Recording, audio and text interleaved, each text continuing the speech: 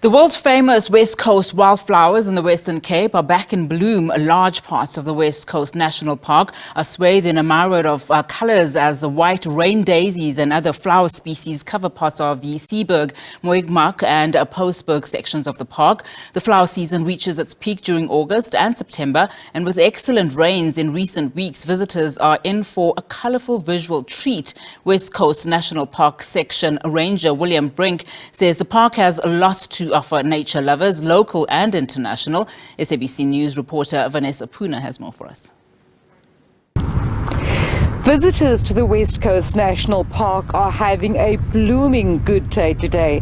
This, of course, amid sunny weather and also above average rainfall over the past few weeks, which has caused, as you can see behind me, I'm standing in a veritable blanket of wildflowers. This, of course, annually between August and September here at the Postberg section of the West Coast National Park is open to the public to view this magnificent display that nature has put on for us. I'm joined now by Brink. He is a section ranger at Postberg and also the West Coast National Park. William, very good afternoon to you. What a pleasure to see this array of colors. I mean, I've seen, what are these? Housebloemer marigolds, we've seen elephant lilies, we've seen just a host of beautiful spring flowers. Talk to us a bit about this season. I don't think I've ever seen the park look this beautiful. Yeah, this season we have a lot of rain this year, and we are above our average rainfall for this year.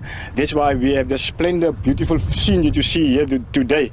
Very, very, very nice flowers out this year, and this flowers will definitely very early this year, but it will definitely last until the second week of September.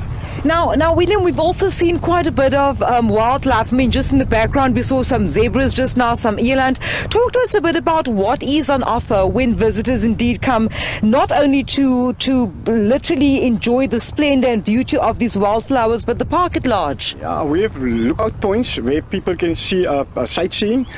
We've got nice picnic sites.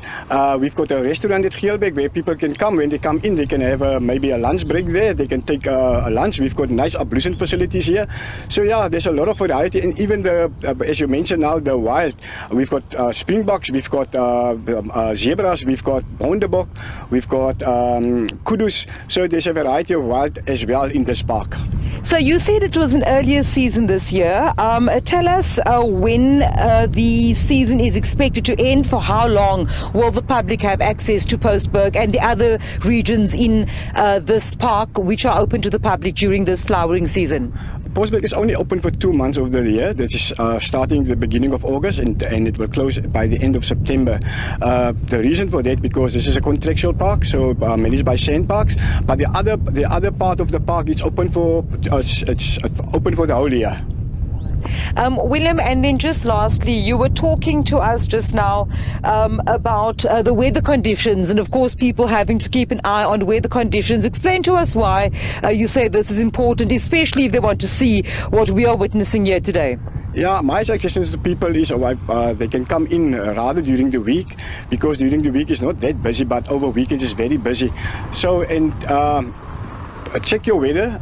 If the sun is out during the day, it's the best time to come and visit the flowers. But if it's cloudy out there, the flowers won't open, because we need sun to open these flowers. So in many cases, the flowers is facing the sun. So that's why you see this beautiful picture today of the flowers.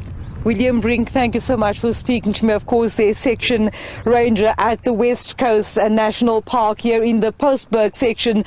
And behind me, as you can see, I'm literally standing in a field of absolute beauty with the wildflowers out in all their glory, and the park saying that they have had an early start to the wildflower season this year and expecting it to last into the second week of September.